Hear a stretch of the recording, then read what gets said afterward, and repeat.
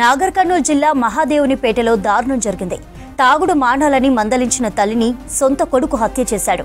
రోజు మద్యం సేవించి ఇంటి దగ్గర కరుణాకర్ గొడవకు దిగుతుండటంతో సర్ది చెప్పేందుకు తల్లి యత్నించింది. మద్యం మత్తులో తల్లిని హత్య చేసిన కరుణాకర్ గుట్టుగా డెడ్ బాడీని చెట్ల పొదల్లో పడేశాడు. స్థానికుల సమాచారంతో ఘటనా స్థలికి చేరుకున్న పోలీసులు డెడ్ బాడీని పోస్టుమార్టం కోసం తరలించారు. కేసు నమోదు చేసి నిందితుడి కోసం గాలింపు చేపట్టారు. నాగర్ కర్నూలు జిల్లా మహాదేవునిపేటలో దారుణం జరిగింది.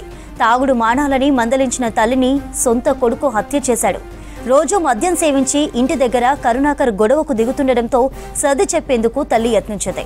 మద్యం మత్తులో తల్లిని హత్య చేసిన కరుణాకర్ గుట్టుగా డెడ్ బాడీని చెట్ల పొదల్లో పడేశాడు. స్థానికుల సమాచారంతో ఘటనా స్థలికి చేరుకున్న పోలీసులు డెడ్ బాడీని పోస్ట్ మార్టం కోసం తరలించారు. కేసు నమోదు చేసి నిందితుడి కోసం గాలింపు చేపట్టారు. యాదమ్మ యొక్క పెద్ద కుమారుడు కరుణాకర్ వీడు కొంచెం తాగుడుకు బానిసై అవారుగా తిరుగుతూ ఉంటాడు. తనకి ఒక తండ్రి యొక్క భయం కూడా లేదు.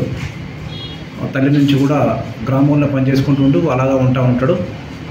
మొన్న గురువారం నాడు ఒంటరిగా ఉన్న సమయంలో తల్లి తన కొడుకుతో పని చేయకుండా అవారుగా ఎందుకు తిరుగుతున్నావు, మంచిగా పని చేసుకొని బతుకు అని చెప్పినందుకు ఇప్పుడు ఆవేశంలోనే యాదమ్మను కొట్టడంతో ఆమెకు హెడ్ ఇంజరీ అయి చనిపోవడం జరిగింది.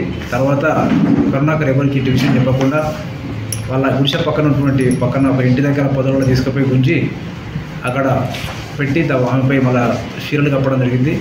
గత రాత్రి దుర్గంధ వాసన రావడంతో ఆ చుట్టుపక్కల వాళ్ళు ఇన్ఫర్మేషన్ ఇవ్వడంతో దాంతో రాత్రి డెడ్ బాడీ గుర్తించి పోస్టుమార్టం నిమిత్తం డెడ్ బాడీని మార్చుకు తరలించారనేది.